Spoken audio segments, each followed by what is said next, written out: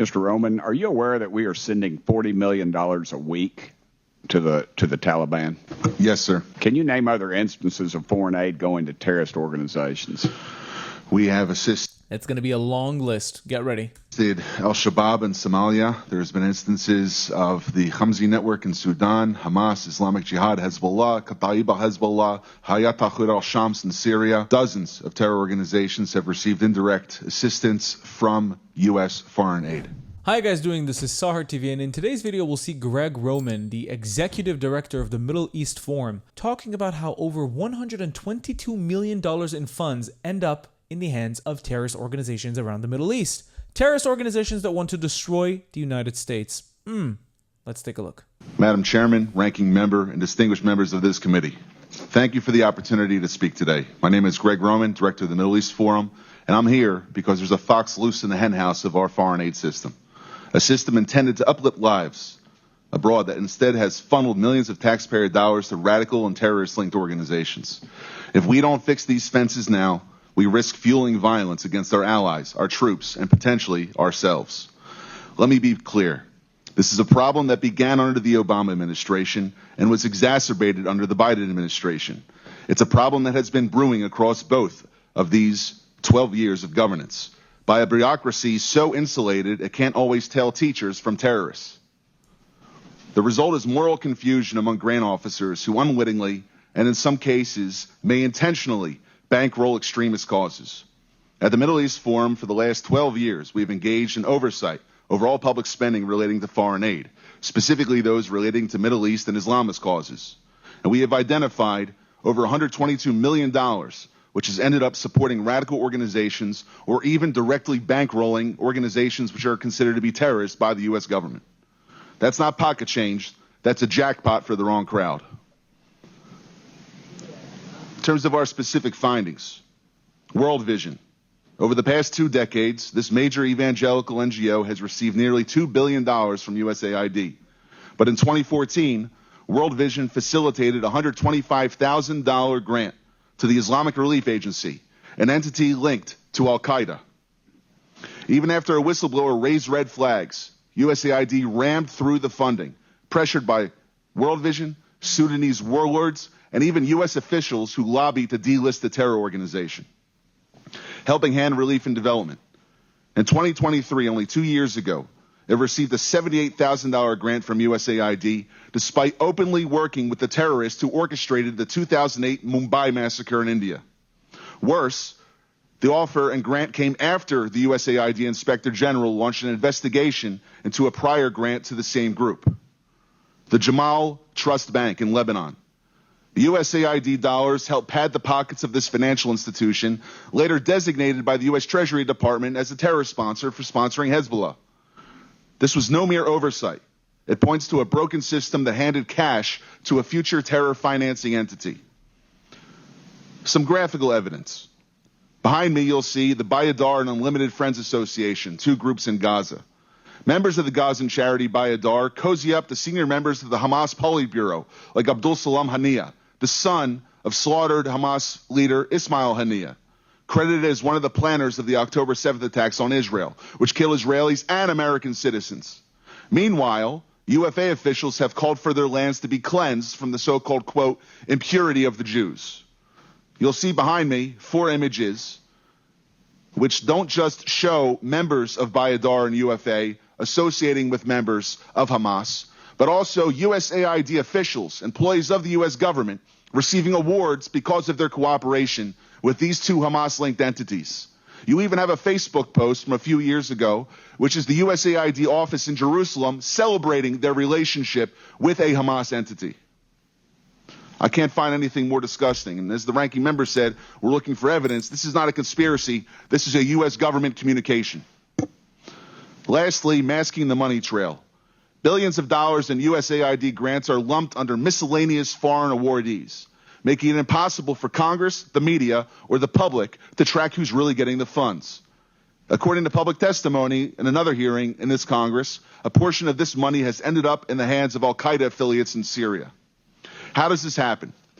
The oversight conducted by USAID is as weak as a house of cards in a windstorm, like handing out cash in a dark alley and hoping it doesn't buy trouble. USAID's vetting system is archaic, relying heavily on self-reported data with no real-time checks or teeth.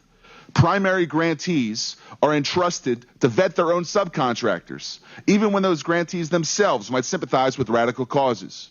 In places like Gaza or Sudan, groups with blatant extremist affiliations slip through because the so-called gatekeepers have no incentive or even an ideological desire to shut them out. This isn't a glitch. It's a feature of a broken system. And here's the kicker. It's a problem caused by bureaucrats now threatening American interests at home and abroad. It's not just about fraud, waste, and abuse. This is a threat to American national security and potentially criminal, and this committee should take action to ensure that the Department of Justice acts on it and does everything in Congress's power to not just investigate, but refer criminal actions to the proper authorities. Thank you. Thank you, Mr. Roman. So, Mr. Roman, to the issue at hand. How do we make sure when we get our foreign aid back running that we don't give money to terrorists? That's a great question. So there's 4 recommendations that I would offer. The first is no more miscellaneous listings, as we had heard from the gentleman before. We have to use public vetting processes that require complete transparency, encourage independent audits, and mandate Can we go strict back screening. to that? Why did we not have transparency before? I have, for the last 18 months, been trying to get information about a grant made to what we believe is a Hamas affiliate, and the Freedom of Information Act Department, or the Freedom of Information Officer at USAID, has stonewalled me for the last year and a half. And this goes back all the way to 2015. It's as if bureaucrats think they know better. Bureaucrats think they know better. Guess what? We're going to create transparency across all of government. And that is what President Trump is doing through Elon Musk. Elon Musk has been asked by the president to serve. And he is going to bring transparency, not just to USAID, to every single nook and cranny of the government, because that is what the American people want. And it's 2025. We have the ability to do that. Mr. Roman, continue. What else can we do to make sure? I'll go quick. I know we're limited. Stronger accountability mechanisms, clawback provisions, stiff penalties for misuse, criminal investigations if you go towards the terrorism financing. The State Department, under Secretary Rubio's review, must have a roadmap for better oversight. And lastly, the legislature must give teeth to its funding bills. We have to be able to have robust penalties, transparency mandates, and real-time oversight tools rather than waiting 3 years to get reports from contractors when they've already committed the violation past the statute of limitations. I'm out of time. We all know sunlight is the best disinfectant. Apparently, American funds end up reaching terrorist organizations like Hamas, Hezbollah, Al-Shabaab, and other Muslim Brotherhood affiliated organizations. And it's still funny how the anti-Israel movement says that Israel keeps funding Hamas when Israel never funded Hamas. They just transferred funds from Qatar to humanitarian purposes in Gaza that Hamas stole. Yet nobody questions America's previous funding since the Obama administration. And that's the path forward. With that, Madam Chair, I yield back. I now recognize the gentleman from Tennessee, Mr. Burchett, for 5 minutes. Thank you, Chair Lady. Mr. Roman, are you aware that we are sending $40 million a week to the Taliban? Yes, sir. Can you name other instances of foreign aid going to terrorist organizations? We have assisted It's going to be a long list. Get ready. Al-Shabaab in Somalia. There's been instances of the Khamsi network in Sudan, Hamas, Islamic Jihad, Hezbollah, Kataib al-Hezbollah, Hayat Tahrir al-Shams in Syria. Dozens of terror organizations have received indirect assistance from U.S. foreign aid. Could you elaborate a little bit on the mechanisms in place that are to stop foreign aid from going to terrorist groups, and why are they not working if we have any in place? Sure. And I would note that these are, you notice, these are terrorist weaponry. You see some AKs, SKSs, some snipers, some clips, some clip carriers, probably made in China. And I believe these are small landmines here beside right there. Let's use Gaza as our case study. $2.1 billion in American taxpayers' money to Gaza since October 7th when Hamas invaded southern Israel. Yet Americans don't want to keep funding Israel when they send billions of dollars to Gaza, which ends up going to Hamas and also to the PA. They also get a lot of money from America. Ridiculous. Nobody questions it. Nobody does. Only when Israel's involved, want to stop funding the genocide. What genocide are you? You guys are crazy.